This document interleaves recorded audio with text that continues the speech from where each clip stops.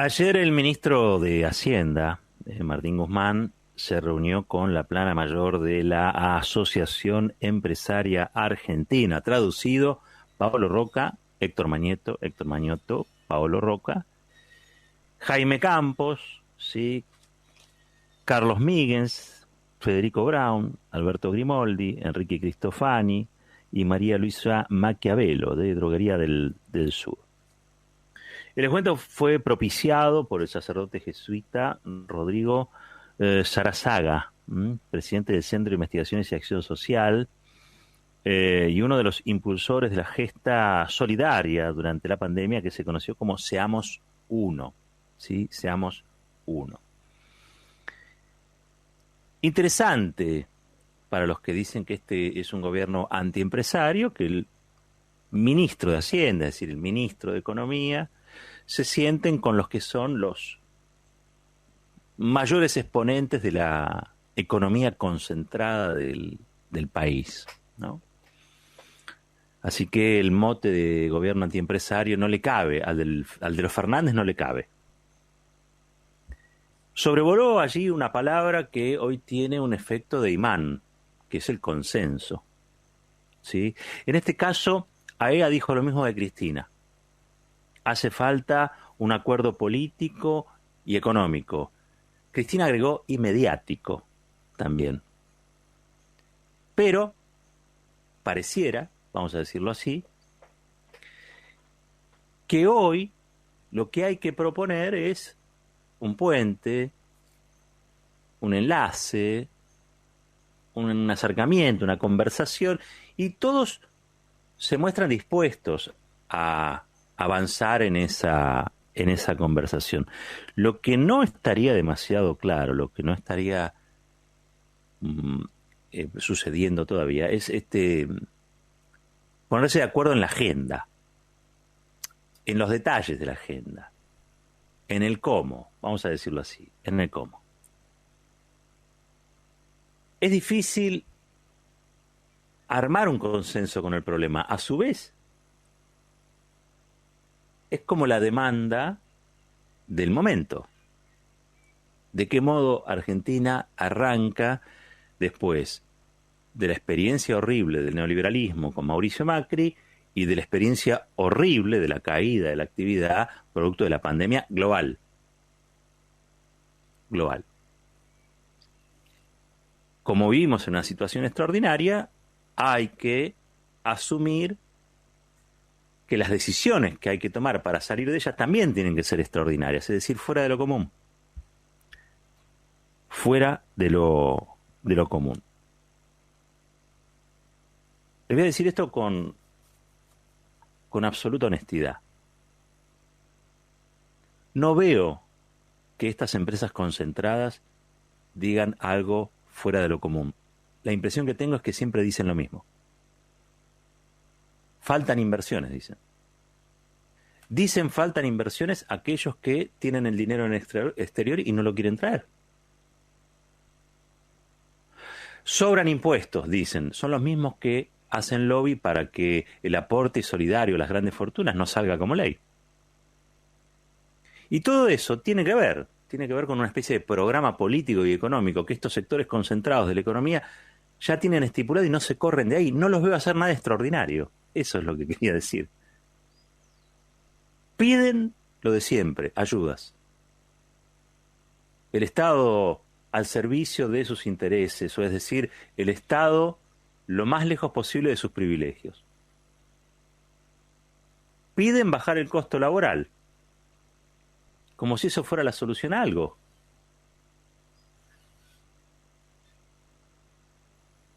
No veo que haya en este sector del empresariado, que insisto, es el más concentrado, no son los empresarios pequeños y medianos que dan 7 de cada 10, 8 de cada 10 empleos en la Argentina. Estamos hablando de un grupito de empresas que si las sumás a todas no dan más de 400.000 empleos en la órbita privada, pero que desde allí le quieren dictar al resto, por su supremacía económica, le quieren dictar al resto cuáles son las normas de la convivencia democrática en Argentina. No es casualidad, dentro de la Asociación Empresaria Argentina están los propietarios de los dos diarios principales que marcan la agenda de la Argentina. No importa si hay otras agendas, yo digo cuál es la agenda hegemónica, la predominante. ¿Sí? Y que también, muchas veces, desde esas plataformas, generan un ilusionismo de la realidad que mucha dirigencia consume sin reparos y cree que es la realidad.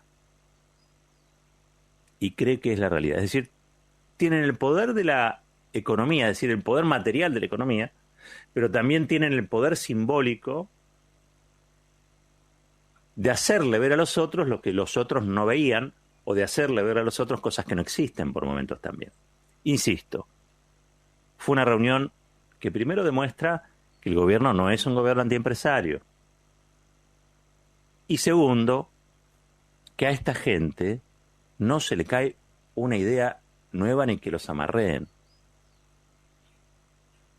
Ahora piden, y estoy recogiendo lo que han escrito los diarios de la Asociación Empresaria Argentina, que haya un acuerdo, siempre obviamente para bajar el déficit, para bajar el costo, que haya, monitoreado por el Fondo Monetario, es decir, que el Fondo Monetario actúe como vigilante de que ese programa va a cumplirse. Entonces ellos verían con agrado que eso sucediera porque eso va a alentar el ingreso de las inversiones a partir de la confianza que va a generar en los inversores del exterior. Hoy lo explicó Carlos Heller acá, como lo viene explicando casi siempre. Y yo me enorgullezco de lo que vamos aprendiendo también. Para que vengan inversiones a la Argentina, lo que tiene que haber es mercado, demanda. Nadie va a invertir en un país donde va a producir cosas que nadie va a comprar. Es elemental.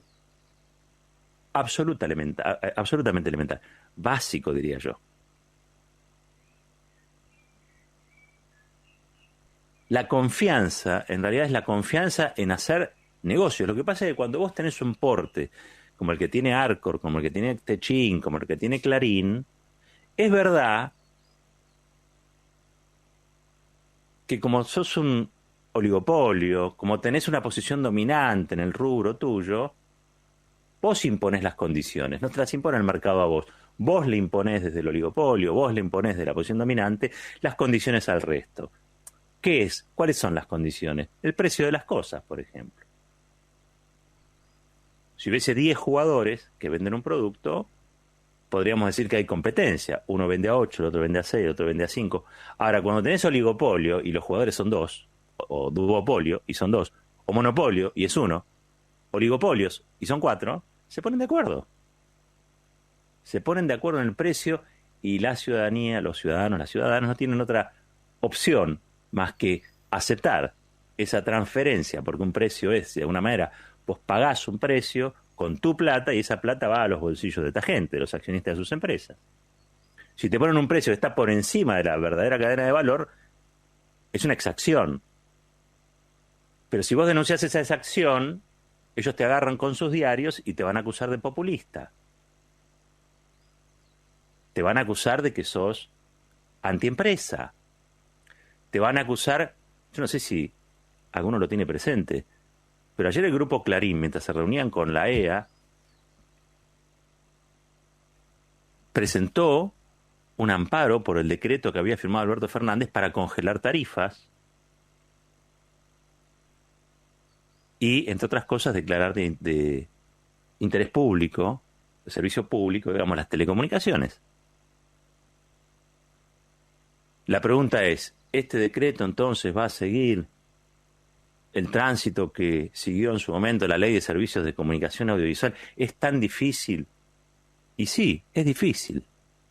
Realmente es complicado. Porque ustedes creen que Clarín no va a conseguir un juez amigo que va a trabar todo eso. Porque el poder de estas empresas concentradas es un poder constante. El poder de la política, que puede imponer alguna regulación, es un poder transitorio. Porque hoy es presidente Alberto Fernández, pero en el 2015 era Cristina Kirchner, después vino Macri, y después de Alberto Fernández puede venir X, Y unos pueden creer que hay que pelearse con Clarín o no, otro puede creer que no hay que pelearse con nadie, otro puede creer que en realidad hay que regular y no pelearse. Digo, el abanico de opciones de la política democrática es enorme, es grande. Ahora, el abanico de opciones de estos grupos concentrados es una opción nada más: maximizar la renta, siempre. Maximizar la renta, es decir, incrementar el lucro. Son los poderes duros, son aquellos que son difíciles de remover, son aquellos que vos les tenés que explicar que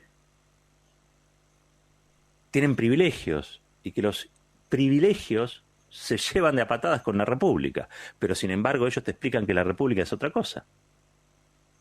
Ellos te explican que la República es que haya un poder judicial donde ellos puedan encontrar un juez que decida o defina en función de sus privilegios. Eso es la República. A ellos lo único que les interesa es que los jueces sean independientes de la política, pero no independientes de sus intereses comerciales. Esta es la realidad que vivimos, es la realidad que atravesamos. ¿Esto se puede modificar? Claro que se puede modificar. ¿Cómo no se va a poder modificar? Pero para eso hay que acumular fuerza democrática, una fuerza política democrática de tal envergadura que haga retroceder el privilegio.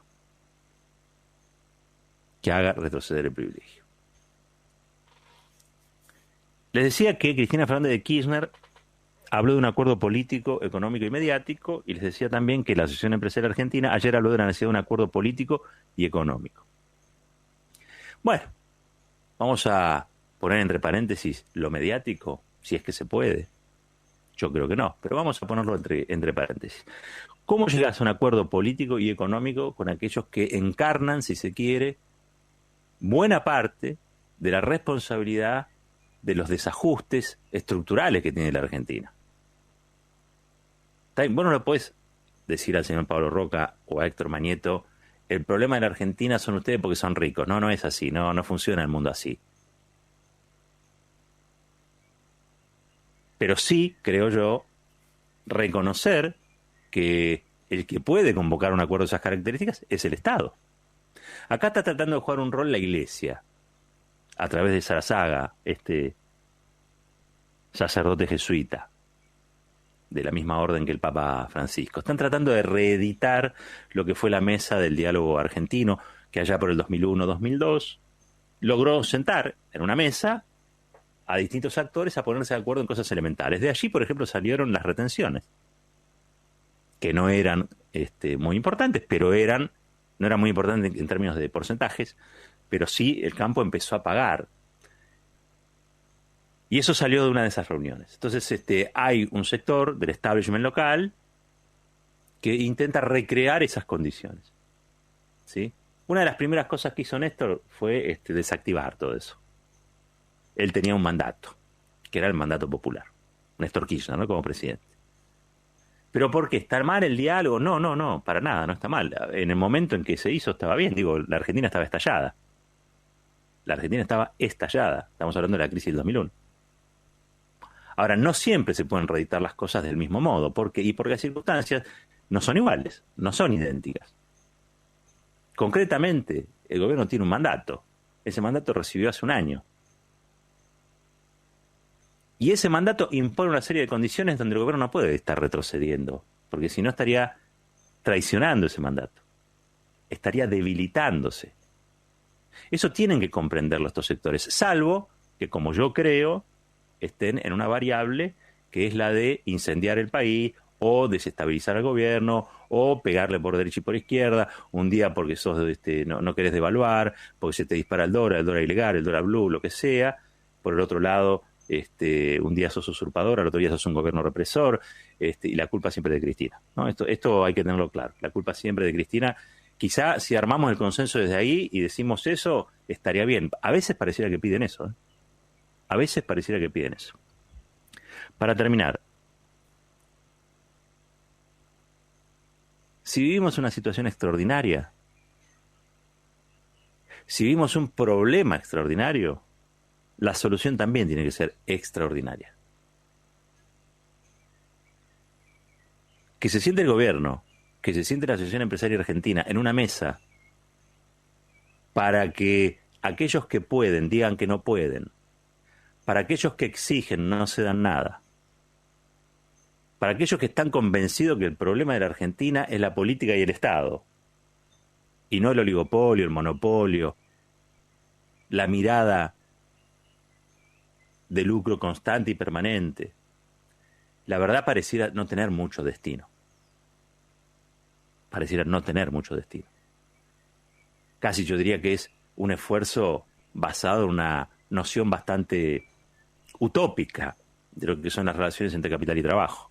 Pero bueno, habrá que seguir probando, habrá que seguir sentándose. Ha quedado demostrado que el gobierno tiene voluntad de acordar, de dialogar, de conversar. Lo dijo Cristina Kirchner en su carta la otra vez. Elegí a Alberto Fernández porque en teoría tenía todas las cualidades que yo no tenía. Y ahora le están haciendo la vida imposible también. Y hacer la vida imposible a Fernández es no dejarlo gobernar. Hacer la vida imposible a Alberto Fernández es no dejar que cumpla con el mandato recibido en octubre del año pasado. Hacer la vida imposible es ir a sentarse a esa mesa reclamando diálogo y no ofrecer nada para dialogar. Porque si lo único que le vas a decir al gobierno es bajame el costo laboral, echame gente del Estado, bajame los impuestos, y recién ahí yo te voy a traer la plata de afuera, eso no es diálogo, eso es un chantaje.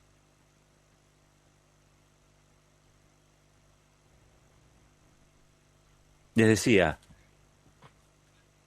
una reunión que prueba que el gobierno está siempre dispuesto a mantener canales de conversación, canales de diálogo, dispuesto a construir algún tipo de consenso sobre aquello que se pueda consensuar.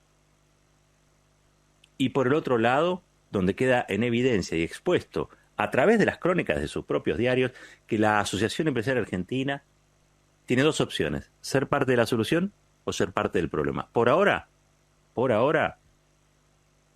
siguen siendo, a mi modo de ver, parte del problema.